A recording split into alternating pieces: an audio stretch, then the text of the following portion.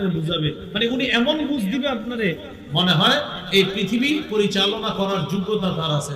আপনি 2500 বৈশাখ এরকম একদল লোক পাবেন, রাত 2টা 3টা পর্যন্ত অনর্থক কথা বলবে। মোহাব্বতের সাথে বলে যাই, এই অনর্থক মজলিস গুলাতে যাবেন না, অনর্থক মজলিস গুলা এলায় চলবেন।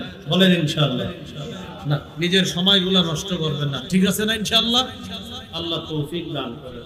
এই দেশে একজন যোগ্য প্রেসিডেন্ট হওয়া এটাই দেশের জন্য আমানত। অযোগ্য কেউ বসা এটা খেয়ানত। এই দেশে যারা আল্লাহকে ভয় করে রাষ্ট্র পরিচালনায় তাদেরকে বসানো আমানত। যাদের মধ্যে জুলুম আর নির্যাতনের চিন্তা চেতনা আছে তাদেরকে বসানো খেয়ানত। অযোগ্য ব্যক্তিকে যোগ্যতার জায়গায় যদি বসায় দেওয়া হয়, যোগ্যতার আসনে যদি অযোগ্য কাউকে বসায় দেওয়া হয়, কিয়ামতের অপেক্ষা।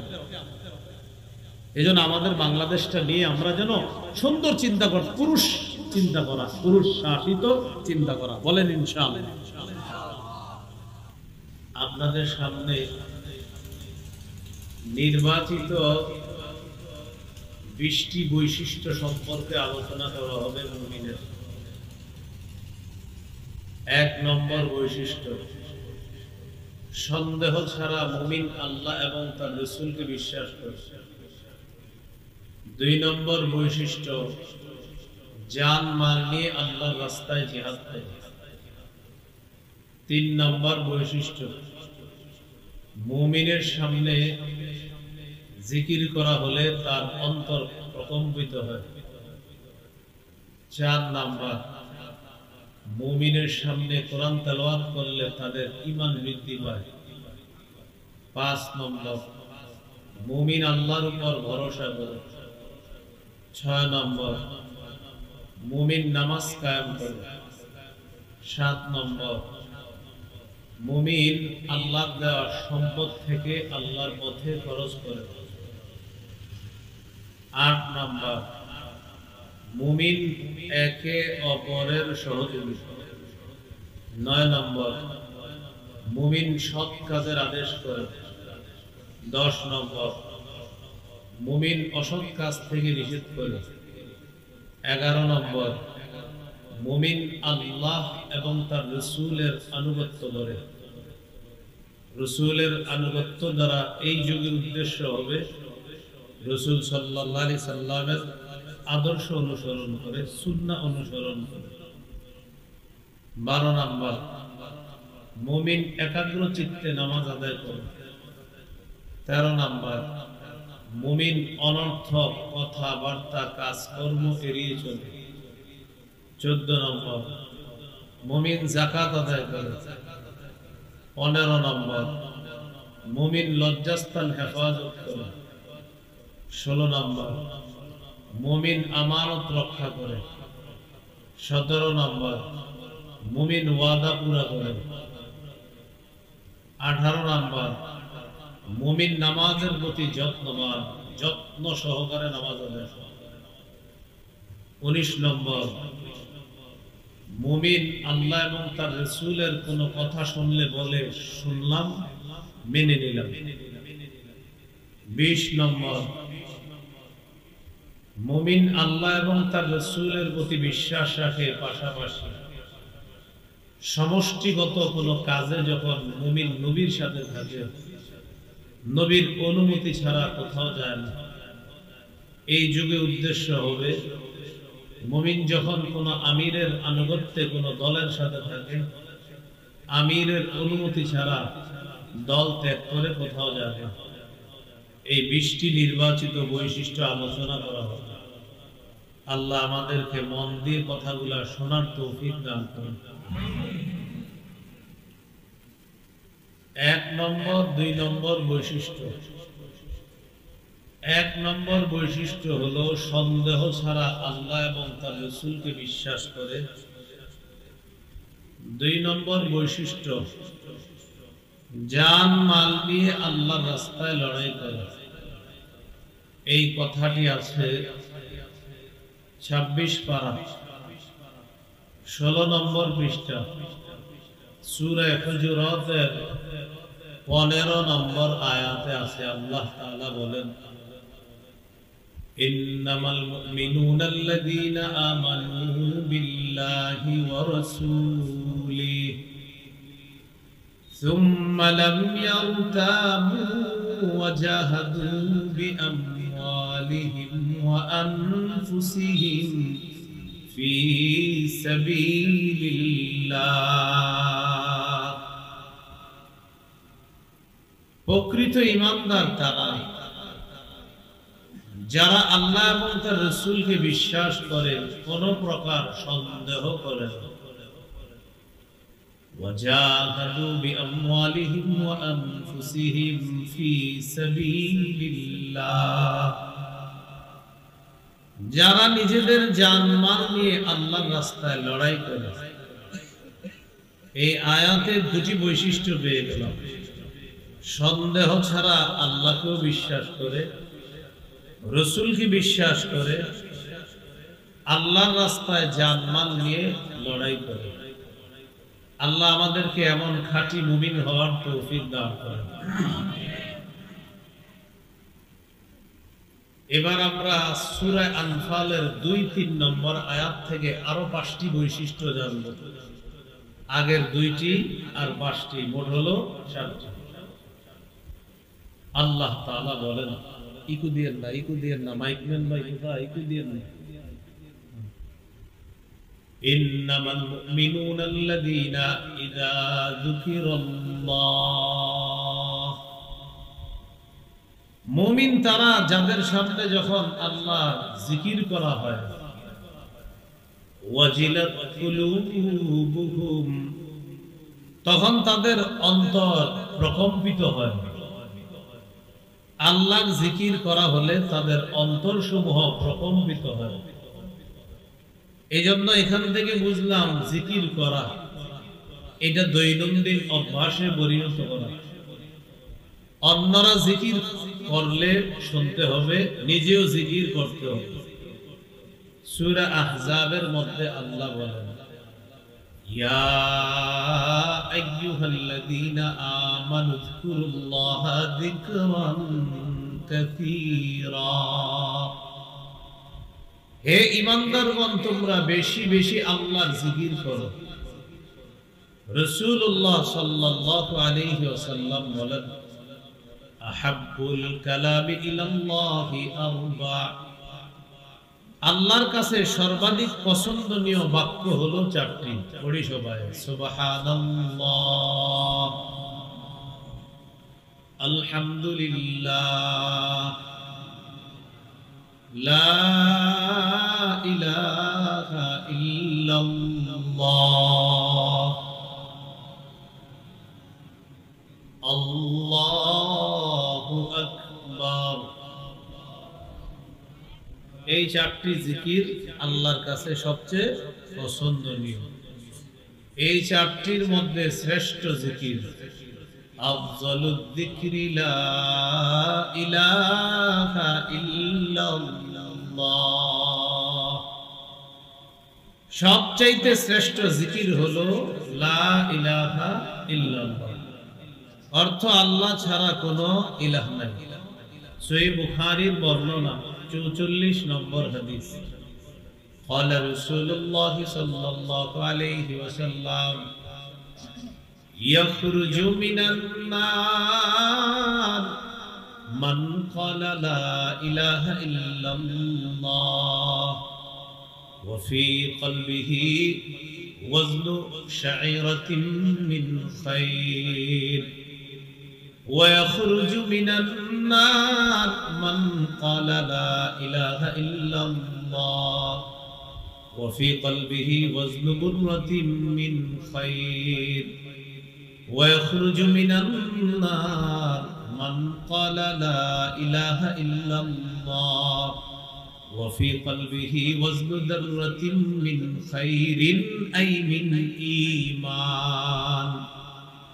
রাসূলুল্লাহ সাল্লাল্লাহু আলাইহি ওয়াসাল্লাম বলেন, কারো অন্তরের মধ্যে যদি গম পরিমাণ, কারো অন্তরের মধ্যে যদি জব পরিমাণ, কারো অন্তরের মধ্যে যদি সরিষার দানা পরিমাণ ঈমান থাকে, অনু পরিমাণ ঈমান থাকে, আর যদি খাঁটি ঈমান হয় এই খাঁটি ঈমানের সাথে কোন মুমিনের যদি মৃত্যু হয়, বিভিন্ন অপরাধের কারণে মুমিন যদি জাহান্নামে থাকতেও হয়, আল্লাহ নবী বলেন খাঁটি বিশুদ্ধ সামান্য ঈমানের কারণে একদিন এই ব্যক্তি জাহান্নাম থেকে বের হয়ে আল্লাহর জান্নাতের মেহমান হয়ে যাবে। সামান্য খাঁটি ঈমান, লা ইলাহা ইল্লাল্লাহ। তাহলে চারটা জিকির বেশি পছন্দনীয় আল্লাহর কাছে। এই চারটার মধ্যে শ্রেষ্ঠ জিকির লা ইলাহা ইল্লাল্লাহ, সবচেয়ে ফজিলতপূর্ণ জিকির। তিরমিজির হাদিস 3592 নম্বর হাদিস। قال رسول الله صلى الله عليه وسلم ما قال عبد قط لا إله إلا الله مخلصا إلا فتحت له أبواب السماء حتى تفزي إلى العرش। কোন ব্যক্তি যদি ইখলাসের সাথে একবার পড়ে লা ইলাহা ইল্লাল্লাহ, চলেন না আমরা একবার পড়ি এখন, লা ইলাহা ইল্লাল্লাহ, আমার ইখলাসের সাথে লা ইলাহা ইল্লাল্লাহ। নবীজি সাল্লাল্লাহু আলাইহি সাল্লাম বলেন, একবার যদি কোনো বান্দা ইখলাসের সাথে পড়ে লা ইলাহা ইল্লাল্লাহ, আসমানের সবগুলা দরজা খুলে দেওয়া হয়, তার লা ইলাহা ইল্লাল্লাহ যেন আল্লাহর আরশ পর্যন্ত পৌঁছে। আল্লাহ আমাদের সকলকে প্রতিনিয়ত আল্লাহর জিকিরে যেন আমাদের জিহ্বাটা তরুতাজা রাখতে পারি, আল্লাহ তৌফিক দান করেন। এই হলো মুমিনের একটা বৈশিষ্ট্য, তার সামনে জিকির করলে অন্তর প্রকম্পিত হয়, আল্লাহর ভয় অন্তর কাঁপতে থাকে। আয়াতের মধ্যে দ্বিতীয় বৈশিষ্ট্য আল্লাহ আলোচনা করতেছেন, وَإِذَا تُلِيَتْ عَلَيْهِمْ آيَاتُهُ زَادَتْهُمْ ঈমানা। মুমিন তারা যাদের সামনে কোরআন তেলাওয়াত করা হলে এই তেলাওয়াত তাদের ঈমান আরো বাড়ায়, তেলাওয়াত তাদের ঈমান বাড়ায়। কোরআন তেলাওয়াত যখন করা হবে মন দিয়ে শোনা, নিজেরা পড়া, অন্য তেলাওয়াত করলে মন দিয়ে শোনার চেষ্টা করা। মাহফিলে কোরআন তেলাওয়াত হলে মন দিয়ে মানুষ তেলাওয়াত শোনে না, কেউ খানার কাজে থাকে, কেউ চা খায়, একজন আরেকজনকে বলে তাড়াতাড়ি চা খা, আসল ওয়াজ একটু পরে শুরু হবে, মানে তেলাওয়াতটা আসল না, একটু পরে ওয়াজটা আসল। মাগরিবের পরে একটা ছেলের তেলাওয়াত দেয় না, এরা শোনে না কেন? একটু পরে আসল ওয়াজ শুরু হইব, তো এখন কি আর এমন সময় কাটাইতেছে, তেলাওয়াত নাকি সময় কাটানো, চিন্তা করছি। তো দেখবেন তেলাওয়াতের সময় যে যার মতো দিদারছে, খাইতেছে, চা খাইতেছে, খানা খাইতেছে, এই তাড়াতাড়ি কর তাড়াতাড়ি কর, হুজুরে ওয়াজ শুরু করবো। আরে ভাই এখন কি হইতেছে? এখন তো তেলাওয়াত। যেই তেলাওয়াত আমার আপনার ঈমান বাড়ানোর কথা, তখন আমরা খাইতেছি, খানা বাড়াইতেছি। তো আল্লাহ বলেন মুমিনের বৈশিষ্ট্য, ওয়াইযা তুলিয়াত আলাইহিম আয়াতুহু যাদাতহুম ঈমানা। মুমিনের আরেকটা বৈশিষ্ট্য, তাদের সামনে কোরআন তেলাওয়াত করা হলে তাদের ঈমান বৃদ্ধি পায়। এই তেলাওয়াত তাদের ঈমানকে আগের চেয়ে আরো বাড়ায়। এই জন্য রাসূলুল্লাহ সাল্লাল্লাহু আলাইহি সাল্লাম বলেছেন, তিরমিজির হাদিস 2910 নম্বর হাদিস, قال رسول الله صلى الله عليه وسلم من قرأ حرفا من كتاب الله فله به حسنة والحسنة بعشر أمثالها। কোন ব্যক্তি যদি কোরআনের একটা অক্ষর পড়ে, সাথে সাথে তার আমলনামায় আল্লাহ তাআলা 10টি নেকি দিয়ে দেন। একটি অক্ষর, যেমন আলহামদু পড়েন না? আলহামদু আলহামদু আলহামদু। আমাকে আল্লাহ 250 নেকি দিছে আর আপনাদেরকে 200 নেকি দিছে। আমি পড়ছি 5 বার, এই জন্য 5 50 250। আপনারা পড়ছেন 4 বার, 4 50 200। আলহামদুতে অক্ষর আছে 5টা। এই যে আমি আবার বলছি আরো 50, আমার 300 হয়ে গেছে। তো 5 10 50, আমি 6 বার বলাতে 300, আপনারা 4 বার বলাতে 200। এই জন্য কোরআনের একটা অক্ষর বললে 10টা নেকি। মসজিদে গেছেন, বসে আছেন, সুন্নত পড়ে নামাজের অপেক্ষা করছেন, সময়গুলা কাজে লাগান। পাবেন না, হলুই পাতার গরম পানিটা যখন মাথার উপর দিয়ে যাবে শেষ হবে। মসজিদে বসে আছেন, সুন্নত পড়ার পর ঘড়িতে তাকিয়ে দেখেন এখনো 10 মিনিট জামাতের বাকি। সামনে থেকে কোরআন টানেন, খুলেন, যেই সূরাগুলো আপনি ভালোভাবে পারেন ওইগুলো আপনি পড়েন। হুজুর পয়রা শেষ, আবার পড়বো, আবার পড়েন, আবার শেষ, আবার পড়েন, পড়তে থাকেন আপনি। একটা অক্ষর 10টা লোক। আরেকজনকে আপনি শিখাইতেছেন। এই জন্য মসজিদ ভিত্তিক সকালের বক্তব্যটা গুরুত্ব দিতে হবে, আগের চেয়ে আরো বেশি গুরুত্ব দিতে হবে। এলাকার আয়োজক যারা, এলাকাবাসী, যুব সমাজ, আপনাদেরকে হাতে পায়ে ধরে বলবো, বগাদি কান্দাপাড়া, লালুরকান্দি যুব সমাজ, আপনারা মসজিদ ভিত্তিক সকালের যে বক্তব্যটা, এটা খুব বেশি গুরুত্ব দেন। আমাদের দেশ থেকে এই ঐতিহ্য আস্তে আস্তে হারিয়ে যাচ্ছে। মাইকে সকালবেলা হুজুর বলতে হয়, বক্তব্যের ছাত্রছাত্রীরা তোমরা বক্তব্যে চলে আসো। এটা এখন হুজুর বইলেও নিতে পারতেছে না বাচ্চাগুলাকে। আগে 250-300 ছাত্রছাত্রী সকালবেলা বক্তব্যে হয়ে যেত, 10 জন 5 জন এখন বক্তব্যের ছাত্রছাত্রী। এটা উম্মত ধ্বংস করার নীল নকশা। মসজিদ ভিত্তিক বক্তব্যগুলা যদি গুরুত্ব না দেওয়া হয়, মানুষ নাস্তিক হতে সময় লাগবে না। এটার গুরুত্ব যত বাড়বে, মুসলমানের সন্তানগুলা নাস্তিকতা থেকে তত ফিরে আসবে। কারণ সকালের ওই শিক্ষাটা সারা জীবন থাকে। এই এলাকার মাস্টার্স পাস যারা, ওদেরকে জিজ্ঞাসা করেন, ভাই বক্তব্য পড়ছেন কার কাছে? বলে আমার অমুক হুজুরের কাছে। অনেক শ্রদ্ধার সাথে বলে মাস্টার্স পাস, কিন্তু বলে ওই হুজুরের কাছে বলছি। বক্তব্যে পড়ছে যে হুজুরের কাছে। শাইখুল হাদিস এলাকার জিজ্ঞাসা করেন কায়দা পড়ছেন কার কাছে? শ্রদ্ধার সাথে বলে আমগো মসজিদের ইমাম সাহেবের কাছে। খুব শ্রদ্ধার সাথে বলে। এই ঐতিহ্য হারিয়ে যাচ্ছে। সকালের বক্তব্যটা গুরুত্ব দেয়। মাশাআল্লাহ, বক্তব্য সামনে থাকলে হবে না, ছাত্র থাকতে হবে, বাড়াইতে হবে। বলে ইনশাআল্লাহ। তিরমিজির হাদিস 2909 নম্বর হাদিস। قال رسول الله صلى الله عليه وسلم خيركم من تعلم القرآن وعلمه। রাসূলুল্লাহ সাল্লাল্লাহু আলাইহি ওয়াসাল্লাম বলেন, তোমাদের মধ্যে সর্বোত্তম ওই ব্যক্তি যে কোরআন পড়ে অন্যকে পড়ায়। আমি নবী তাকে সর্বোত্তম মানুষ বলে ঘোষণা করি। আল্লাহ আমাদেরকে কোরআনের সাথে খুব বেশি লেগে থাকার তৌফিক দান করেন। 7 দিনে 1 খতম পড়েন, 3 দিনে 1 খতম পড়েন, 10 দিনে 1 খতম, 30 দিনে 1 খতম, না পারেন 40 দিনে 1 খতম পড়েন। রাসূলুল্লাহ সাল্লাল্লাহু আলাইহি সাল্লাম বলেন, ইকরাইল কুরআনা ফি 40। 40 দিনে অন্তত 1 খতম কোরআন পড়ো। সকালবেলা এলাকায় হেঁটে দেখেন, ঘরগুলোতে এখন কোরআনের আওয়াজ হয় না। এই কোরবানির ছুটিতে বন্ধে আমি আমাদের এলাকায় প্রত্যেকদিন ফজরের পরে আমি হাঁটছি। হাঁটার পরে আমি বুঝতে পারলাম পুরো এলাকাবাসী ঘুমাইতেছে ফজরের পরে।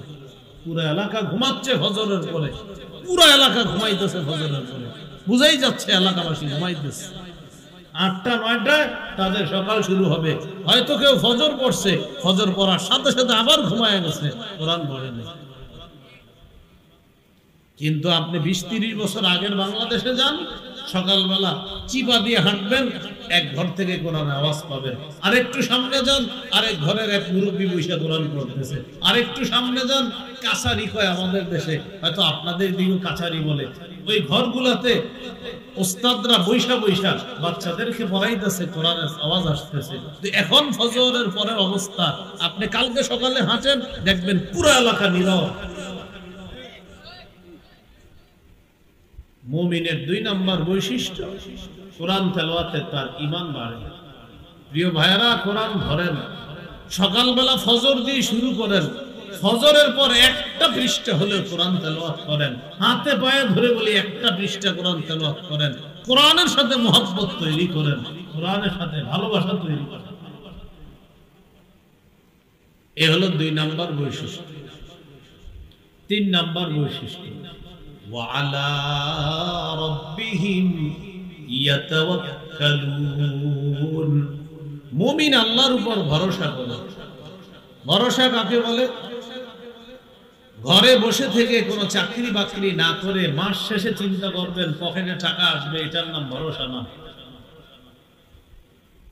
ইমাম সাহেবের কাছে বললেন, হুজুর আমার যেন 10,000 টাকা হয়, দোয়া করেন। তো হুজুর খালি দোয়া করে, 10 দিন পরে এসে কই কই টাকা তো আমার আসে না পকেটে। হুজুর কয়, আপনি দোয়া চাই কি করছেন? করছেন নি? না, আমি তো দোয়া চাই ঘরে বসে দিয়েছি। আপনি দোয়া করবেন যেন টাকা হিসাব না, আর আমি তো ভরসা করছি। নবীজি বলেন, ভরসা এটাকে বলা হয় না। ওটের ঘোড়ার গলা থেকে তুমি রশি খুলে দিলা, গরুর গলা থেকে, ছাগলের গলা থেকে রশি খুলে দিয়া তুমি বললা আল্লাহ ভরসা, আমার গরু হারাবে না, আমার ঘোড়া হারাবে না, আমার ওট হারাবে না। নবী বলেন, এটার নাম ভরসা না। ওট বাঁধতে হবে, ঘোড়া বাঁধতে হবে, গরু বাঁধতে হবে, ছাগল বাঁধতে হবে। গরুর ঘরে গরুকে রাইখা, গরু ঘরের দরজাটা আল্লাহর নাম নিয়ে বন্ধ করে সর্বাধিক যত প্রস্তুতি আছে, এই সর্বোচ্চ প্রস্তুতি গ্রহণ করার পর আপনি সেফটি নিরাপত্তা দেওয়ার পর এবার বলবেন আল্লাহ ভরসা, ইনশাআল্লাহ কিচ্ছু হবে না। নবীজি বলেন, এটাকে তাওয়াক্কুল বলে, এটাকে ভরসা বলে। তুমি 100% চেষ্টা করবা, এরপর বলবা ইনশাআল্লাহ আল্লাহ ভরসা, কিচ্ছু হবে না, আল্লাহ তোমাকে সাহায্য করবে। আমরা কি করি? চাকরি না করে বলতেছি কই টাকা তো আসে না। কাজ করতে হবে, আল্লাহ সেখানে বরকত দান করবে। নবীজি তাওয়াক্কুল শিখাইয়া দিয়েছে সাহাবীকে যে না, বাঁধতে হবে। তুমি তোমার পশুটা বেঁধে এরপর এটাকে সর্বাধিক সর্বোচ্চ গুরুত্ব সহকারে যত্ন নেওয়ার পর বলমা আল্লাহ ভরসা, ইনশাআল্লাহ আমার পশুর কিচ্ছু হবে না। তখন আল্লাহ তোমাকে সাহায্য করবে। এটার নাম তাওয়াক্কুল, এটার নাম ভরসা। তাহলে 3টা হলো জিকির, তেলাওয়াত, তাওয়াক্কুল। জিকির, তেলাওয়াত, তাওয়াক্কুল। এরপরে 4 নম্বর বৈশিষ্ট্য বলতেছে, আল্লাযীনা ইউকিমুনাস সালাতা, যারা নামাজ কায়েম করে, নামাজ প্রতিষ্ঠিত করে। নামাজ কায়েম করা কি জিনিস? নিজে নামাজ পড়া, পরিবারের সদস্যদেরকে নামাজের কথা বলা, এই এলাকার প্রত্যেকটা মুসলমান যেন নামাজি হয়ে যায় এই চিন্তা করা, এই ফিকির করা, তাদেরকে নামাজি বানানোর চেষ্টা করা, এর মানে নামাজ কায়েম করা। আপনি একা একা নামাজ পড়লেন, ইমাম সাহেব বললো আপনার বিবি এশার নামাজ পড়ছে, কার বললেন না, আর বললেন না মানে আপনি তাকে এশার কথা বলতে হবে। দাদা মসজিদে আসছে, আসসালামু আলাইকুম, আপনার নাতিনি দেখি না, বললেন না, শেষ হয়ে গেছে, ওই তাল গাছের নিচে বৈশা খেলতেছে। না না দাদা, আপনি ডেলি বলতে হবে, চলো নামাজে চলো। এটার নাম নামাজ কায়েম। একা একা নামাজ পড়লেন, এটা আপনি নামাজ পড়লেন, আদায় করলেন, কায়েম করলেন না। একা নামাজ পড়লেন, আদায় করলেন। কায়েম কি? আপনিও পড়লেন, পরিবারের সদস্যদেরকে পড়ার প্রতি উৎসাহিত করলেন। এলাকার যে যুবকগুলা, বাচ্চা ছেলেগুলা রাস্তায় হেঁটে হেঁটে নষ্ট হয়ে যাচ্ছে, ওদেরকেও ধরে ধরে নামাজি বানানোর চেষ্টা করতেছেন। এটার নাম নামাজ কায়েম করা, নামাজ প্রতিষ্ঠিত করা। তো 4 নম্বর বৈশিষ্ট্য এখানে, আল্লাযীনা ইউকিমুনাস সালাহ। আল্লাহ তাআলা এই জন্য বলেছেন, ওয়া'মুর আহলাকা বিস-সালাহ ওয়াসতাবির আলাইহা। নবী আপনি আপনার পরিবারকে নামাজের হুকুম করেন, নামাজের আদেশ করেন। তাহলে প্রিয় ভাইরা কি শিখলাম? ফজরের সময় নিজে উঠতে হবে, পরিবারকে ডাকতে হবে, মেয়ে ছেলেকে বলতে হবে কোথায় ওঠো তোমরা, নামাজ পড়ো, চলো নামাজে। মেয়েকে বলতে হবে নামাজ পড়ো, ছেলেকে বলতে হবে নামাজ পড়ো। আসার সময় আশেপাশের ভাইগুলা যারা আছে, আব্দুর রহমান ভাই আছেন ঘরে, আরে চলেন, আর কত ঘুমাবেন, চলেন ফজর করে আসি। এইভাবে আপনি সকলকে নামাজি বানানোর চেষ্টা করা, এটা মুমিনের বৈশিষ্ট্য, নামাজ কায়েম করা। আল্লাহ তো বলতে পারতেন নামাজ আদায় করা, এটা না বলে বলছে নামাজ কায়েম করা। মুমিনের এখানে 4 নাম্বার বৈশিষ্ট্য, ওয়ামিম্মা রাযাকনাহুম ইউনফিকুন। আমার দেয়া রিজিক থেকে তারা আমার পথে খরচ করে, সঠিক জায়গায় তারা দান সদকা করে। এটা হলো এই আয়াতের 5 নাম্বার মুমিনের বৈশিষ্ট্য। তাহলে সূরা হুজুরাতের 15 নাম্বার আয়াতে জানলাম 2টা, সন্দেহ ছাড়া আল্লাহ আর তার রাসূলকে বিশ্বাস করে, জানমাল দিয়ে আল্লাহর রাস্তায় লড়াই করে, হলো 2টা। আর সূরা আনফালের 2-3 নম্বর আয়াতে জানলাম 5টা। তাহলে আগের 2টা আর এই 5টা, কয়টা হলো? 7টা। এবার সূরা তাওবায় চলে যাই, 71 নম্বর আয়াত। সূরা তাওবার 71 নম্বর আয়াত থেকে আমরা, আয়াতে আছে 6টা কথা, বাকি আমরা নিব 4টা, কারণ এই 6টার মধ্যে 2টা আগে চলে আসছে। 2টা ওই সূরা আনফালে একটা আসছে, আর সূরা মুমিনুনে আরেকটা আসবে। এইজন্য এই 2টা আমরা এখান থেকে নিব না, আমরা নিব 4টা 6টা থেকে। আল্লাহ তাআলা বলেন, ওয়াল মুমিনুনা ওয়াল মুমিনাতু বা'দুহুম আউলিয়াউ বা'দ। আল্লাহ বলেন মুমিন নারী পুরুষ একে অপরের সহযোগী। এটা হলো একটা বৈশিষ্ট্য। ইয়ামুরুনা বিল মা'রুফ, তারা সৎ কাজের আদেশ করে। ওয়া ইয়ানহাউনা আনিল মুনকার, তারা অসৎ কাজ থেকে নিষেধ করে। ওয়া ইউকিমুনাস সালাহ, তারা নামাজ কায়েম করে। নামাজ কায়েম আগে গেছে না? হ্যাঁ, নামাজ কায়েম তো আগে গেছে। ওয়া ইউতুনাজ যাকাত, তারা যাকাত আদায় করে। যাকাত আদায়ের ব্যাপারটা আমরা সূরা মুমিনুন থেকে জানব। এরপরে আল্লাহ বলেন ওয়ায়ুতিউনাল্লাহা ওয়া রাসূলাহ, যারা আল্লাহ এবং তার রাসূলের আনুগত্য করে। এই আয়াতে 4টা দেখেন, মুমিন একে অপরের সহযোগী, ইয়ামুরুনা বিল মা'রুফ, মুমিন সৎ কাজের আদেশ করে, ওয়া ইয়ানহাউনা আনিল মুনকার, মুমিন অসৎ কাজ থেকে নিষেধ করবে। আর একটা নিলাম এই আয়াত থেকে ওয়ায়ুতিউনাল্লাহা ওয়া রাসূলাহ, মুমিন তার চলার পথে আল্লাহ এবং তার রাসূলের আনুগত্য করে। আগের 7টা, আর সূরা তাওবার 71 নম্বর আয়াতের 4টা, সাথে আর 4-এ কত হলো? 11। এই 11টা বৈশিষ্ট্য মুমিনের। এবার আমরা চলে যাব সূরা মুমিনুন। সূরা মুমিনুনের 1 থেকে 9 নম্বর আয়াত থেকে নিব আমরা এই 9টা আয়াত থেকে আরো 7টা নিব বৈশিষ্ট্য। তাহলে আগের 11 আর 7 কত হয়? 18টা। মন দিয়ে শুনেন, সূরা মুমিনুনের 7টা মন দিয়ে শুনেন। আল্লাহ তাআলা বলেন, قد أفلح المؤمنون الذين هم في صلاتهم خاشعون। মুমিনগণ সফল কারা? আল্লাযীনা হুম ফি সালাতিহিম খাশিউন, যারা তাদের নামাজে বিনয়ী, একাগ্রতার সাথে নামাজ পড়ে। যারা আগে কিন্তু নামাজ কায়েম গেছে, আর এটা হলো বিনয়ের সাথে নামাজ পড়ে। বিপরীত দিকে অলসতার সাথে নামাজ পড়ে না।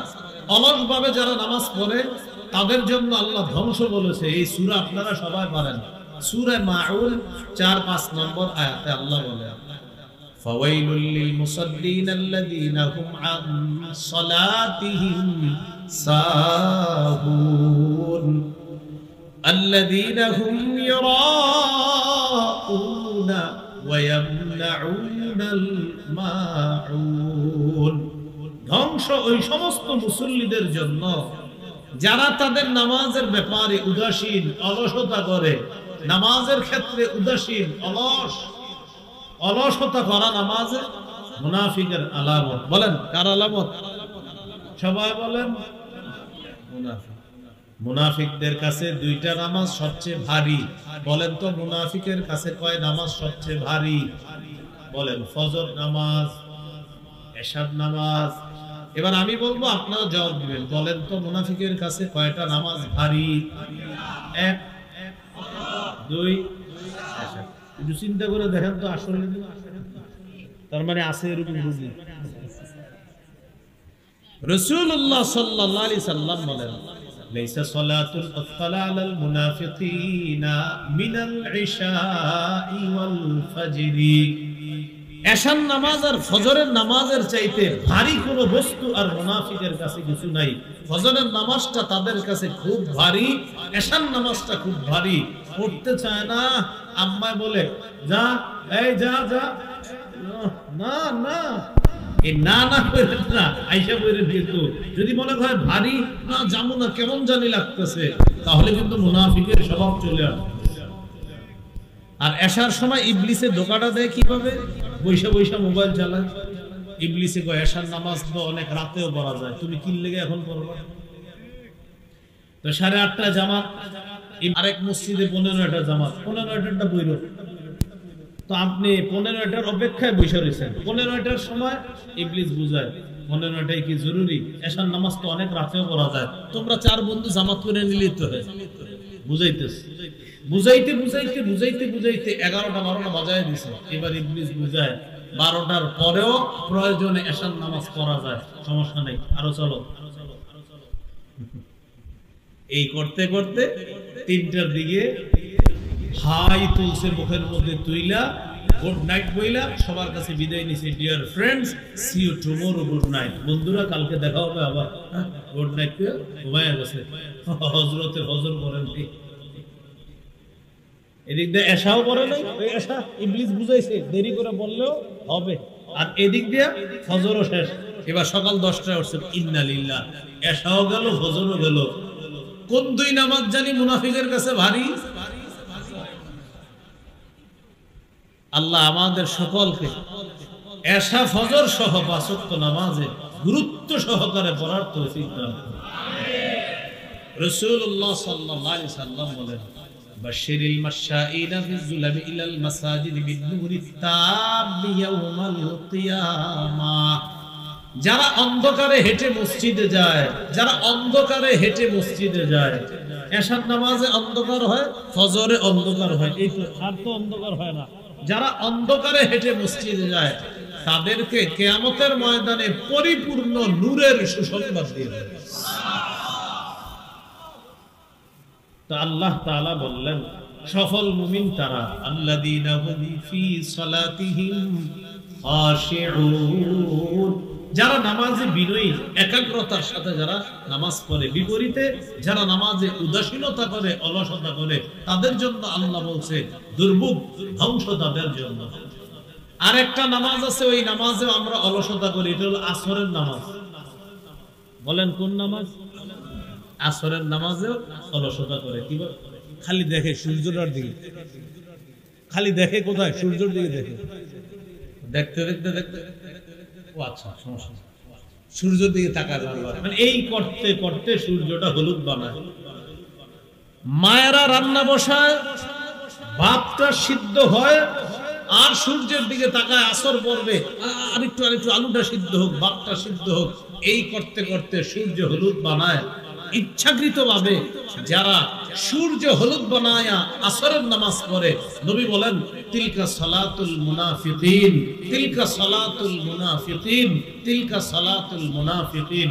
এটা মুনাফিকের নামাজ, এটা মুনাফিকের নামাজ, এটা মুনাফিকের নামাজ। যারা ইচ্ছাকৃতভাবে ইচ্ছা করে সূর্যটা হলুদ বানায়া আসর পরে, নবী বলে নাই পরে না, বলছে পরে, এটারেও নবী বলছে এটা মুনাফিকের নামাজ। আর না বললে কি অবস্থা হবে? মানে পড়ছে তারপরে বলছে মুনাফিকের নামাজ, না বললে ওর তো হালাতই খারাপ। নবীজি বলেন সূর্যটা হলুদ বানায় নাকারা আরবা, 4টা ঠোকর মারছে। নবীজি বলেন এটা মুনাফিকের নামাজ। প্রিয় মুসলমান ভাইয়েরা, আসরের সময় ভুলটা হয় কিনা? হয়ে যায়। কেউ বাজারে যায়, কেউ মাঠে খেলতে যায়, বাস অলসতা করতে করতে বাজার করতে করতে ইন্নালিল্লাহ সূর্য যদি ডুবে যাইতেছে আচ্ছা যাই কেন আপনি আগে কোথায় ছিলেন অলসতা করবে না আল্লাহ তাআলা অলস মুসল্লিদের জন্য বলছে দুর্ভোগ তাদের জন্য যারা নামাজের ব্যাপারে উদাসীন আল্লাহ আমাদের সকলকে উদাসীনতা কাটিয়ে একাগ্র চিত্তে যে মুমিন নামাজ পড়ে এমন মুমিন হওয়ার তৌফিক দান করুন। 2 নম্বর বৈশিষ্ট্য মুমিনের এইখানে আপনার সফল মুমিনের ওয়াল্লাযীনা হুম আনিল লাগবি মুরিদুন যারা অনর্থক কথা কাজ কর্ম এড়িয়ে চলে অনর্থক কাজ এড়িয়ে চলে অনর্থক কথা এড়িয়ে চলে আজকে থেকে একটা সবক আমরা সকলে শিখি বলেন বললে ভালো বলবো করলে ভালো করব বললে ভালো বলবো না বলতে পারলে বলেন চুপ থাকবো চুপ থাকতে না পারলে ঘুমায় থাকবো কি করবে ঘুমায় থাকবো এটা হাদিসে নেই এটা আসছে বললে ভালো কথা বলবা না পারলে চুপ থাকবা আর ইবলিস যদি আইসা এরপরেও খোসায় একটু বল একটু গীবত কর আপনি কইবেন ইবলিস তুমি আমারে জ্বালাইতেছো দাঁড়াও ঘুমায় যাবেন শেষ সহিহ বুখারীর বর্ণনা 6475 নম্বর হাদিস রাসূলুল্লাহ সাল্লাল্লাহু আলাইহি সাল্লাম বলেন মান কানা ইউমিনু বিল্লাহি ওয়াল ইয়াউমিল আখির ফালইয়াকুল খায়রা আও লিয়াসমুত রাসূলুল্লাহ সাল্লাল্লাহু আলাইহি সাল্লাম বলেন যে ব্যক্তি আল্লাহকে বিশ্বাস করে আখিরাত বিশ্বাস করে সে যেন ভালো কথা বলে অথবা চুপ থাকে হয়তো ভালো কথা বলবে না হয় চুপ থাকবে তাহলে অনর্থক কথা এড়িয়ে চলা এটা মুমিনের বৈশিষ্ট্য অনর্থক কর্ম এড়িয়ে চলা এটা মুমিনের বৈশিষ্ট্য রাসূলুল্লাহ সাল্লাল্লাহু আলাইহি সাল্লাম বলেন মিন হুসনি ইসলামিল মারই তারকুহু মা লা ইয়ানি ইসলামের অসাধারণ সৌন্দর্যতা হলো মুমিন অপ্রয়োজনীয় কথা কাজ এড়িয়ে চলে এটা ইসলামের সৌন্দর্যতা আচ্ছা সে কি মুসলমান হ্যাঁ কিভাবে তার মুসলমানিত্বের একটা সৌন্দর্যতা হলো সে অনর্থক কথা এড়িয়ে চলে সে অনর্থক কাজ এড়িয়ে চলে এটাই তো তার ইসলামের সৌন্দর্যতা তাহলে আমরা অনর্থক কথা কাজ এড়িয়ে চলবো ঠিক আছে না ইনশাআল্লাহ দেখেন আমাদের দেশে নির্বাচন যত এগিয়ে আসে মানুষের অনর্থক কথা তত বাড়ে হ্যাঁ এবারে অনর্থক কথা চা দোকানের সামনে একদল গবেষক তৈরি হবে আবার এরকম আপনার এই ছোট্ট প্যান্ডেল বানাবে এটার নিচে একদল গবেষক তৈরি হবে বসে বলবে এবার এরকম হইলে ঠিক আছিল এরকম হইলে না ঠিক না মানে হে বুঝায় যে এরে যদি আপনার পুরো দুনিয়ার দায়িত্বটা দেওয়া হইতো তাহলে ঠিক ছিল তো আপনি এই জায়গায় চা দোকানের সামনে কেন এখানে বসে বুঝাবে আপনার এটা এরকম হওয়াটা ঠিক হয় নাই তো আপনি এনেকা এখানে বসে আপনার বুঝাবে মানে উনি এমন বুঝ দিবে আপনারে মনে হয় এই পৃথিবী পরিচালনা করার যোগ্যতা তার আছে আপনি 2500 বসে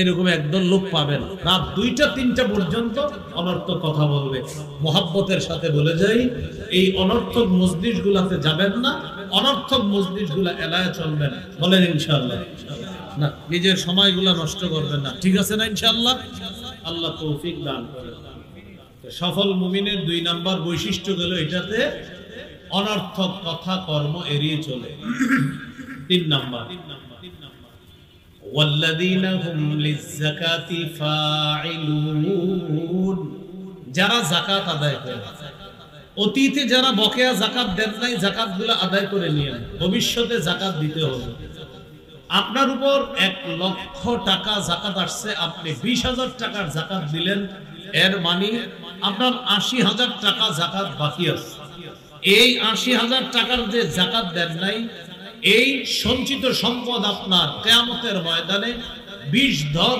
রূপান্তরিত সাপ হবে একটা 20 ধর সাপে রূপান্তরিত হবে এই সাপ আপনার মুখের কাছে এসে বলবে আনা কানজুকা আনা মালুকা আমি তোমার সেই সম্পদ যে সম্পদ তুমি যাকাত দাও নাই আজকে আমি সাপ হয়ে তোমাকে ধরব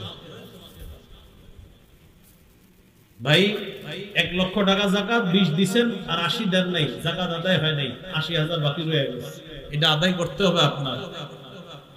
আরেকটা কথা মনে রাখবেন, যাকাত যেটা আমরা দিব সেটার মালিক আমি না, আল্লাহ তাআলা আপনাকে সম্পদ দান করেছেন, 39 ভাগ সম্পদের মালিক আপনি।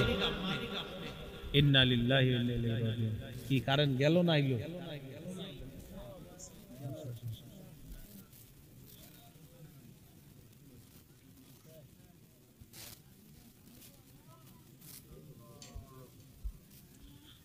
সবাই আস্তাগফিরুল্লাহ বলি, আস্তাগফিরুল্লাহ, আস্তাগফিরুল্লাহ, ইস্তিগফারে আল্লাহ সহজ করে দেন। আস্তাগফিরুল্লাহ, আস্তাগফিরুল্লাহ।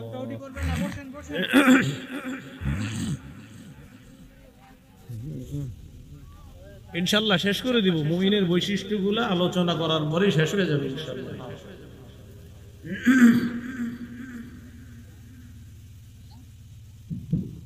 আলহামদুলিল্লাহ বলি সবাই।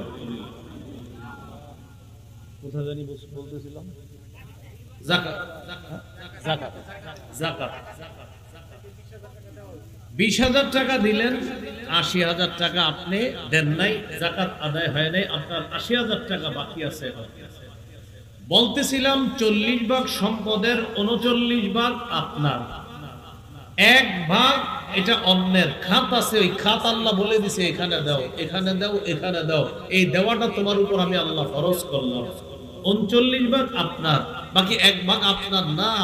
আল্লাহ আপনাকে দায়িত্ব দিছে, বান্দা এই 1 ভাগের দায়িত্ব তোমাকে দিলাম, এটা রাখো না, কিন্তু এটা এই জায়গায় পৌঁছে দেওয়া আমি আল্লাহ তোমার উপর ফরজ করে দিলাম, দিতেই হবে তোমাকে। এখন অনেকে যাকাত দিয়ে আবার কি করে জানেন? যাকাত দেওয়ার পরে বুঝায় যাকাত দিছি অমুকরে তমুকরে, এরকম কইরেন না।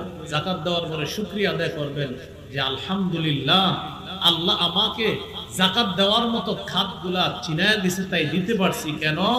আল্লাহ যে দায়িত্বটা আমাকে দিছে, এই দায়িত্ব আমি পালন করেছি। এই খাতে তারা আমার কাছে টাকা পাওনা ছিল, আমি টাকা দিয়ে দিলাম। মানে যাকাতের অংশটা এটা আপনার না, ওই যাদেরকে দিছেন এটা তাদের। তাই শুকরিয়া আদায় করবেন, আল্লাহ এই ফরজ বিধানটা আমি আদায় করতে পারছি, আপনার দরবারে শুকরিয়া আদায় করবেন। ভাই সবাই বলেন তো, যাকাতের যে অংশটা এটা কি মালিকের না যাদের খাত তাদের? হ্যাঁ তাদের। এই কথাটা মনে রাখবেন, 39 ভাগ মালিকের, 1 ভাগ খাত ওয়ালাদের। ওই 1 ভাগের দায়িত্ব মালিককে আল্লাহ দিছে, এই তুমি দিয়ে দাও, এই 1 ভাগ তুমি দিয়ে দাও। আল্লাহ আমাদেরকে কথাগুলো বোঝার তৌফিক দান করেন। 3 নম্বর বৈশিষ্ট্য হলো আল্লাযীনা হুম লিযাকাতি ফাইলুন। 4 নম্বর ওয়াল্লাযীনা হুম লিফুরুজিহিম হাফিজুন ইল্লা আলা আজওয়াজিহিম আও মা মালাকাত আইমানুহুম ফাইন্নাহুম গায়রু মালুমিন।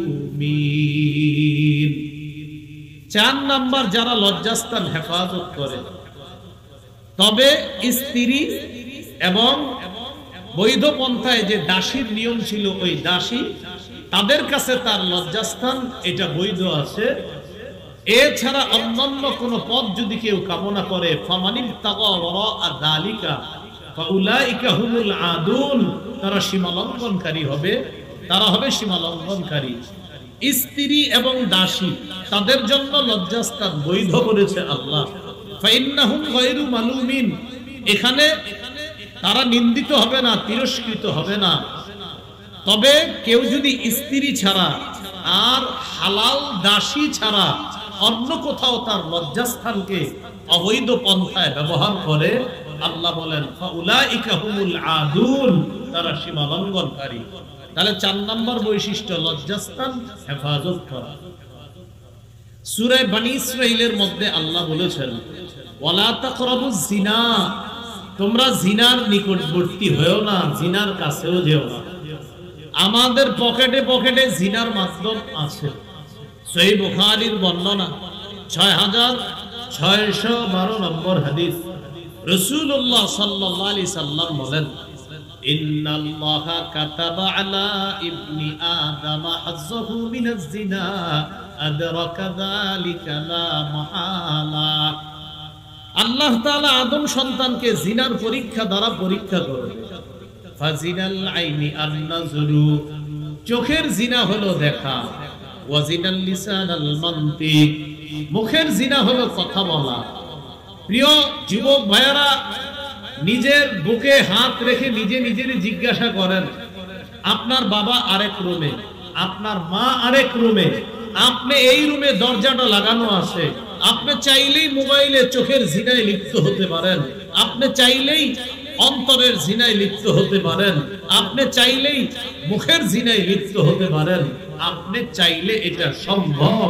যাকে সরাসরি দেখা হারাম তাকে মোবাইলে দেখা হারাম, যাকে সরাসরি কথা বলা হারাম তাকে মোবাইলে তার সাথে কথা বলা হারাম, যাকে সরাসরি কোনো অবৈধ কিছু লেখা হারাম তাকে মোবাইলে SMS এর মাধ্যমে লেখা হারাম, যাকে সরাসরি দেখলে চোখের জিনা হয় তাকে মোবাইলে দেখলে চোখের জিনা হয়, যার সাথে সরাসরি কথা বললে মুখের জিনা হয় তার সাথে মোবাইলে কথা বললে মুখের জিনা হয়, যাকে সরাসরি অবৈধ কিছু লিখলে হাতের জিনা হয় তাকে SMS এ অবৈধ কিছু লিখলে হাতের জিনা হয়। আপনারা আছেন মাঠে? হ্যাঁ, সব ঠিক, মানে টেনশনে পড়ে সবাই আছেন তো মাঠে? হঠাৎ চুপচাপ শিনশান নীরবতা, কি হয়ে গেল ঘটনা? দেবদুরিটা এবার কি বললেন? একটু পরেই তুই শুরু করবি। যাকে রাস্তায় দেখলে চোখের জিনা, নাটক সিনেমায় তাকে দেখলে চোখের, যাকে রাস্তায় দেখলে চোখের জিনা, ভিডিও কলে তাকে দেখলে চোখের জিনা, যার সাথে সরাসরি কথা বলা হারাম, মোবাইলে তার সাথে কথা বলা মুখের জিনা হারাম, যাকে আপনি মোবাইলে না পেয়ে SMS লিখতেছেন একের পরে এক, এই সেই বিভিন্ন মেসেজ দিতেছেন, হাতের জিনা হচ্ছে। অভিভাবকরা আছেন তো? সন্তানের খবরদারি করেন। 4 নাম্বার, যারা লজ্জাস্থান হেফাজত করে। 5 নাম্বার, ওয়াল্লাযীনা হুম লিআমানাতিহিম ওয়া আহদিহিম রাউন। 5 এবং 6 নাম্বার, যারা আমানত রক্ষা করে এবং ওয়াদা পুরা করে। 5 নাম্বার, যারা আমানত রক্ষা করে। 6 নাম্বার, যারা ওয়াদা পুরা করে। আমানত কি জিনিস? সব যথাযথভাবে হওয়া আমানত, এটার উল্টাটা হওয়া আমানতের খেয়ানত। সব যথাযথভাবে হওয়া আমানত। এই দেশে একজন যোগ্য প্রেসিডেন্ট হওয়া, এটাই দেশের জন্য আমানত। অযোগ্য কেউ বসা, এটা খেয়ানত। এই দেশে যারা আল্লাহকে ভয় করে রাষ্ট্র পরিচালনায় তাদেরকে বসানো আমানত। যাদের মধ্যে জুলুম আর নির্যাতনের চিন্তা চেতনা আছে তাদেরকে বসানো খেয়ানত। আসলে ঠিক, এটা রেডিমেড ঠিক না, কিন্তু মাহফিলে রেডিমেড ঠিক হয়। এটা আসলে ঠিক, মানে মাহফিলে হুদায়ও ঠিক করে, কিন্তু এটা আসলে ঠিক। তাহলে যোগ্য ব্যক্তিকে যোগ্য জায়গায় বসানো আমানত, অযোগ্যকে সেখানে বসানো খেয়ানত। সহিহ বুখারীর বর্ণনা, এক ব্যক্তি রাসূল সাল্লাল্লাহু আলাইহি সাল্লামের কাছে আসে। নবীজি সাহাবীদের সামনে কথা বলতেছে। ওই মুহূর্তে এক গ্রাম্য ব্যক্তি এসে বলে, হুজুর কিয়ামত কবে? মানে নবী কথা বলতেছে, নবীর কথার মাঝে এসে বলতেছে, হুজুর কিয়ামত কবে? নবীজি কোনো জবাব দেন না। একটু পরে নবীজি বললেন, ওই ব্যক্তি কোথায় যে আমারে কিয়ামত সম্পর্কে জিজ্ঞাসা করছে? এই যে আমি। রাসূল সাল্লাল্লাহু আলাইহি সাল্লাম বললেন, ইদা দুইয়াতিল আমানা ফান্তাজিরিস সাআ, যখন আমানত নষ্ট করা হবে তখন কিয়ামতের অপেক্ষা করো। সাহাবী জিজ্ঞাসা করলেন, কাইফা ইদাআতুহা ইয়া রাসূলুল্লাহ, হুজুর আমানত কিভাবে নষ্ট করা হবে? নবীজি বললেন, ইদা উসলিদাল আমরু ইলা গায়রি আহলিহি, যখন অযোগ্য কোন ব্যক্তিকে দায়িত্ব দেওয়া হবে, ফান্তাজিরিস সাআ, কিয়ামতের অপেক্ষা করবা। অযোগ্য ব্যক্তিকে দায়িত্ব দেওয়া এটাই খেয়ানত, আর তখনই কিয়ামতের। খালি ঠিক ঠিক কইতেছেন, তাহলে ভবিষ্যতে কি চিন্তা করতে হবে? চিন্তা করতে হবে, 1 নাম্বার চিন্তা, আল্লাহ মরণের আগে, কিয়ামতের আগে আমাদের এই দেশে যেন কোনো নারী শাসক না হয়, এটা 1 নম্বর চিন্তা করতে। 2 নম্বর বলতে হবে আল্লাহ আমাদের দেশে একজন যোগ্য, ন্যায়পরায়ণ, আদর্শ শাসক আপনি তৈরি করে দেন। যে শাসকের মৌলিক কাজ হবে 4টা আর মৌলিক বৈশিষ্ট্য হবে 10টা। মৌলিক কাজ হবে 4টা, মৌলিক বৈশিষ্ট্য হবে কয়টা? এই ওয়াজ আমি করছি ওই কোথায় জানি ওই দিকে, অতএব আজকে আর এটা হবে না। এটা কিন্তু করছি আপনাদের 2500।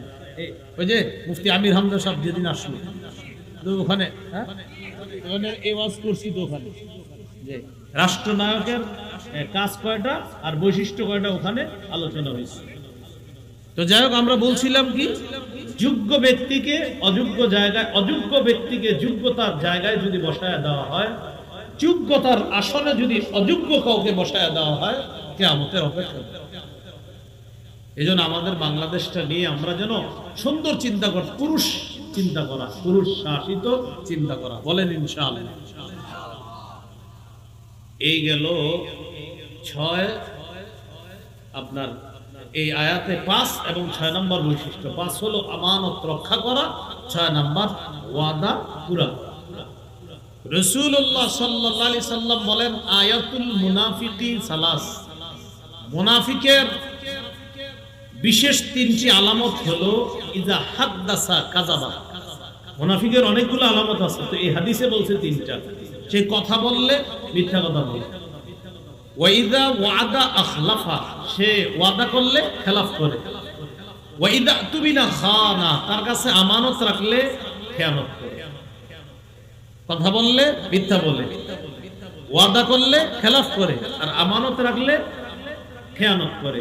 অন্য হাদিসে আরেকটা আসছে, ওয়াইদা খাসামা ফাজারা, মুনাফিক যদি কারো সাথে ঝগড়া করে অশ্লীল কথা বলে মুখ দিয়ে, মানে 2 জন ঝগড়া হইতেই পারে, খালি অশ্লীল কথা বলে, খালি অশ্লীল কথা বলে, এটা মুনাফিকের আলামত। আল্লাহ আমাদের সকলকে আমানত এবং ওয়াদা রক্ষা করা, পুরা করার তৌফিক দান করুন। এই আয়াতের সফল মুমিনের 7 নম্বর বৈশিষ্ট্য, ওয়াল্লাযীনা হুম আলা সালাওয়াতিহিম ইউহাফিজুন, যারা তাদের নামাজের প্রতি যত্নবান। নামাজের প্রতি যত্নবান কেমন? এশার নামাজ পড়ে বাসায় গেছে, অ্যালার্ম দিছে ঘড়িতে। আপনাদের দিকে ফজরের জামাত কয়টা? আমি যেখানে আছি ওখানে 4:40 এক মসজিদে, আর এক মসজিদে 4:45, এদিকে 45। আচ্ছা 45 বা 40 ধরে দিই। তো উনি অ্যালার্ম দিছে 4:30 বা 25 বা 20, 4:20 অ্যালার্ম দিছে ঘড়িতে। মোবাইলে অ্যালার্ম দিছে 4:20। স্ত্রীকে বলে রাখছে, শোনো এই ফজরের সময় কিন্তু আমারে জাগাই দিও, উঠতে না পারলে। মাইকের দিকে কানটা খাড়া রাখে যে সুন্দরভাবে যেন আওয়াজ না। এই ব্যক্তি মাইকের টেনশন করে আমি যেন ফজরের আজান শুনি। এই ব্যক্তি স্ত্রীর অপেক্ষা করে আমার বিবি যেন আমারে জাগায় দেয়। এই ব্যক্তি ছেলের বইলা রাখে, বাবা তুই যদি আগে উঠস আমার একটু উঠায় দিস। মেয়েরে বলে রাখে, মা তুমি উঠলে আমার একটু জাগায় দিও। মোবাইলে অ্যালার্ম দিছে, ঘড়িতে অ্যালার্ম দিছে, কেন? আমার ফজর যেন কাজা না হয়। এই হলো নামাজের প্রতি যত্ন। দেখি নামাজের যত্ন, আমার নামাজটা যেন কাজা না হয়, যত্নবান, নামাজের প্রতি যত্নবান। ভাই ভাই তাড়াতাড়ি কাজ করেন। আরে কি হয়েছে এমন করেন কেন? 5:15 আসরের জামাত, কি হয়েছে? জামাত পড়তে হবে। এই জন্য আমার কাজটা এমন ভাবে করতে হবে যেন আমি এই সময়ের মধ্যে মসজিদে গিয়ে ওযু করে আসরের নামাজ জামাতে পড়তে পারি। তাই আপনি যা করবেন তাড়াতাড়ি করেন, এটাকে বলা হয় নামাজের প্রতি যত্ন। সে খুব যত্নবান। ভাই একটু তাড়াতাড়ি কাজ করেন তো। আরে কি হয়েছে এমন করেন কেন? ভাই এশার নামাজের জামাত 8:45, আমি জামাতে নামাজ পড়তে হবে। 8:30 আমার নামাজ পড়তে হবে। আপনি করেন 8:15 মধ্যে কাজ শেষ করেন। কেন 15? কেন জামাত না 30?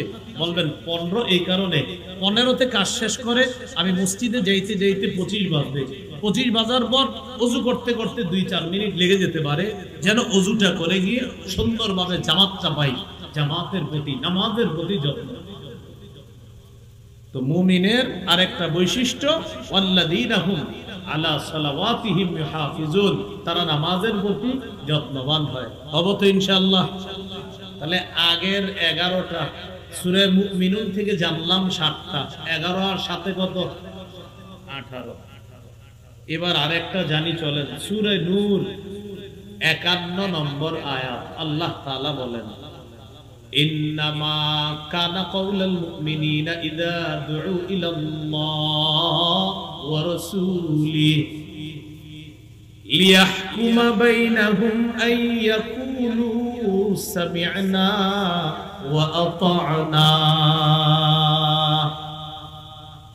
মুমিনদেরকে যখন আল্লাহ এবং তার রাসূলের দিকে আহ্বান করা হয়, মুমিন তুমি কোন বিপদের মধ্যে পড়ছো, আসো কোরআন হাদিস দিয়ে তোমাকে সমাধান দিয়ে দেই।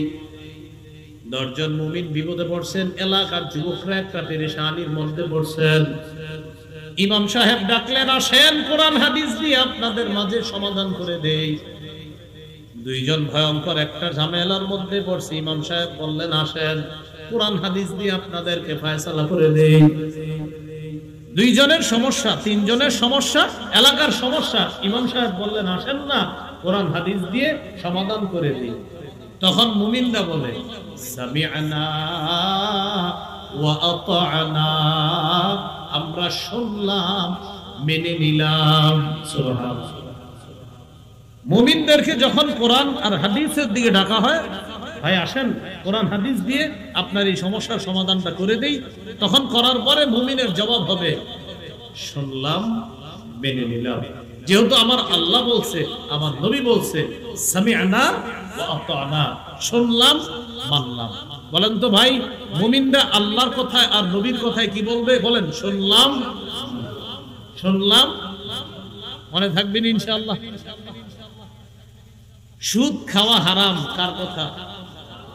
বলেন শুনলাম, বলেন সবাই শুনলাম, হ্যাঁ মানলাম। সুদ যে হারাম এই জায়গার কে না জানেন? বলেন, সবাই জানে সুদ হারাম। এই এলাকার আমার মনে হয় যে আপনার 95 জনই জানে সুদ হারাম, শুধু বাচ্চাদেরকে 5% রাখলাম, বাচ্চারা যারা বুঝে না, আর সবাই জানে সুদ হারাম, এরপরেও খায়নি। তাহলে শুনলাম তো কি হলো? শুনলামও মানলাম, এটা হতে হবে আমাদের। আল্লাহ আমাদেরকে আনুগত্যশীল মুমিন হওয়ার তৌফিক দান। 20 নম্বর সর্বশেষ কথা, বৈশিষ্ট্য, সূরা নূরের 62 নম্বর আয়াত, 18 নম্বর পৃষ্ঠার একদম শুরু আয়াতটা আল্লাহ তাআলা বলেন, ইন্নামাল মুমিনুনা আল্লাযীনা আমানু বিল্লাহি ওয়া রাসূলিহি ওয়া ইযা কানু মা'আহু আলা আমরিন জামি'in লাম ইয়াযহাবু হাত্তা ইয়াস্তাযিনু। যারা আল্লাহ আর তার রাসূলকে বিশ্বাস করে, প্রকৃত মুমিন যারা আল্লাহ আর তার রাসূলকে বিশ্বাস করে, তারা যখন নবীর সাথে সম্মিলিত কোনো কাজে অংশগ্রহণ করে, কি বলে দেখেন, তারা যখন নবীর সাথে সম্মিলিত কোনো কাজে অংশগ্রহণ করে, তখন নবীর অনুমতি ছাড়া তারা কোথাও যায় না। লাম ইয়াযহাবু, তারা যায় না, হাত্তা ইস্তাযিনু, নবীর অনুমতি ছাড়া। তো এই যুগে কি করব? আমিরের আনুগত্যে আমরা একটা দল হয়েছি, আমিরের আনুগত্যে এক জায়গায় আমরা গিয়েছি। কথার কথা, তাবলিগে গেছেন আপনারা, আমির সাহেব আছে একজন, এখন এই আমির সাহেবের আনুগত্য করা, সেখান থেকে আপনি কোথাও যেতে হলে আমির সাহেবের অনুমতি নিয়ে যাবেন। কার অনুমতি নিতে হবে? আমির সাহেবের অনুমতি নিতে হবে। মসজিদে গেছেন 3 দিনের জামাতে, না আপনার মন চাইছে একটু ঘুরবেন আসরের পরে, কোথায়? সামনে একটু যেয়ে আবার চলে আসবো, আমি একটু কাজ আছে, আমির সাহেবকে আপনি বলতে হবে, না বলে আপনি যাবেন না। বাকি এই আয়াতের উদ্দেশ্য জিহাদের ময়দান। বলেন কিসের ময়দান? জিহাদের ময়দানরা, মুজাহিদরা যখন আমির সাহেবের সাথে থাকবে, অর্থাৎ মুজাহিদদের যিনি প্রধান তার সাথে যখন থাকবে, মুজাহিদদের কেউ জিহাদের ময়দান থেকে আমিরের অনুমতি ছাড়া কোথাও যাবে না। খন্দকের যুদ্ধ, রাসূলুল্লাহ সাল্লাল্লাহু আলাইহি সাল্লামের সাহাবারা নবীর সাথে আছে, সেই যুদ্ধে সাহাবায়ে কেরামের ব্যাপারে আল্লাহ বলেন, আপনার সাহাবীরা তো এমন, তারা যখন সম্মিলিত কোনো কাজে থাকে, এর মানে খন্দকের যুদ্ধে গর্ত খনন করা সম্মিলিতভাবে একটা কাজ, তারা কোথাও যায় না আপনার অনুমতি ছাড়া। মুনাফিকরা কি করছে? পলাইছে। আল্লাহ চিহ্নিত করে দিছে ওইগুলা মুনাফিক। আর যারা সম্মিলিত কাজে আপনার সাথে শরীক আছে এরা হলো খাঁটি মুমিন। এরা কি খাঁটি মুমিন? এই জন্য মুমিন মুনাফিক চিনা যায় জিহাদের ময়দানে গেল। ওলামায়ে কেরাম জিহাদের জন্য ডাক দিলে রাজি আছেন? এটা তো ইনশাআল্লাহ বলছেন, তো যাওয়ার দিন যদি না যান ঝামেলা। এই জন্য ফিলিস্তিনের জন্য তো আমাদের বর্তমানে 4টা করণীয়। এই 4টার মধ্যে একটা হলো ইআদাদ, জিহাদের প্রস্তুতি নেওয়া। কখনো সুযোগ পেলে তাদের পক্ষ হয়ে তাদের পাশে দাঁড়ানোর জন্য মুসলমান হিসাবে সর্বাত্মক চেষ্টা করতে হবে। এটা আমাদের একটা করণীয়। তো বুঝতে পারলাম 20 নম্বর বৈশিষ্ট্য, জিহাদের ময়দানে মুসলমান মুজাহিদরা যখন থাকবে আমির সাহেবের অনুমতি ছাড়া তারা জিহাদের ময়দান থেকে কোথাও যাবে না। আমি 20টি বৈশিষ্ট্য আপনাদের সামনে বললাম, সবাই মন দিয়ে আবার শোনেন। শেষের দিকে যারা আসছেন আপনারাও মন দিয়ে শোনেন। আমি 1 থেকে 20 পর্যন্ত বলে ফেলি, মন দিয়ে শোনেন। 1 নাম্বার, আল্লাহ এবং তার রাসূলকে সন্দেহ ছাড়া বিশ্বাস করে। 2 নাম্বার, জান মাল নিয়ে আল্লাহর রাস্তায় জিহাদ করে, লড়াই করে। 3 নাম্বার, আল্লাহর জিকির করা হলে তাদের অন্তর প্রকম্পিত হয়। 4 নাম্বার, আল্লাহর কোরআনের আয়াত তেলাওয়াত করা হলে তাদের ঈমান বেড়ে যায়। 5 নাম্বার, তারা আল্লাহর উপর ভরসা করে। 6 নাম্বার, তারা নামাজ কায়েম করে। নামাজ কায়েম কাকে বলে এটা বলছি আমি। 7 নাম্বার, আমার দেয়া রিজিক থেকে আমার যে খাত আছে সদকা বা বিভিন্ন জায়গায় তারা দান করে। 8 নাম্বার, সূরা তাওবা 71 নম্বর আয়াতে আসছে, মুমিন মুমিনের সহযোগী। 9 নাম্বার, মুমিন নেক কাজের আদেশ করে। 10 নাম্বার, অসৎ কাজ থেকে নিষেধ করে। 11 নাম্বার, আল্লাহ এবং তার রাসূলের আনুগত্য করে। এরপর সূরা মুমিনুনের 1 থেকে 9 নম্বর আয়াতে, সেখান থেকে আমরা যাই। 12 নাম্বার, যারা একাগ্র চিত্তে নামাজ আদায় করে। 13 নাম্বার, যারা অনর্থক কথা কাজ এড়িয়ে চলে। 14 নাম্বার, যারা যাকাত আদায় করে। 15 নাম্বার, যারা লজ্জাস্থান হেফাজত করে। 16 নাম্বার, যারা আমানত রক্ষা করে। 17 নাম্বার, যারা ওয়াদা রক্ষা করে। 18 নাম্বার, যারা নামাজের প্রতি যত্নবান। যত্ন কাকে বলে? যত গুরুত্ব দেওয়া যায় এটা বলেছিলাম।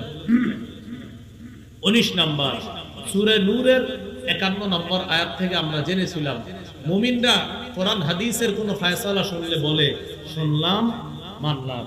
20 নাম্বার, মুমিনরা জিহাদের ময়দানে থাকলে আমির সাহেবের অনুমতি ছাড়া তারা কোথাও যাবে না। এই 20টি বৈশিষ্ট্য আমরা মুমিনদের সম্পর্কে জানলাম। আল্লাহ তাআলা আমাদেরকে এই বৈশিষ্ট্যগুলো আমাদের মধ্যে যেন অর্জন করে, এই বৈশিষ্ট্য মণ্ডিত হতে পারি, আল্লাহ তৌফিক দান করেন। আমিন। আখিরু দাওয়ানা আনিল হামদুলিল্লাহি রাব্বিল আলামিন। মিম্বরের আমানত যাদের লাগবে গাড়ি থেকে সংগ্রহ করতে পারেন। আমারই সংকলন করা 1 থেকে 10 খণ্ডের কিতাব। প্রথম খণ্ডে সন্তানের 64টি অধিকার, দ্বিতীয় খণ্ডে শিরিক বেদাত কুফর তাওহীদ, তৃতীয় খণ্ডে হালাল হারাম, চতুর্থ খণ্ডে স্বামী স্ত্রীর অধিকার, পঞ্চম খণ্ডে লা ইলাহা ইল্লাল্লাহর ব্যাখ্যা, ষষ্ঠ খণ্ডে